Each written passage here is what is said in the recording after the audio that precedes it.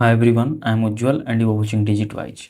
In this video, I'm going to show you how to fix iCloud sync not working after macOS 27 update on Mac. So if your files, notes, contacts, calendars or other iCloud data stopped syncing after you update your Mac to macOS 27, then it's most likely a temporary syncing issue rather than lost data. Major macOS updates make several background changes to the system, and until those processes are completed, iCloud services may not work as expected. Fortunately, there are few things you can try before assuming there are serious problems. So to start with, make sure your Mac is connected to a stable network and leave it powered on for a while because macOS are still completing background syncing after the update. Now, if the data is still not syncing, open System Settings and then click on your Apple ID at the top left of the screen. Now select iCloud and make sure the service you want to sync are turned on.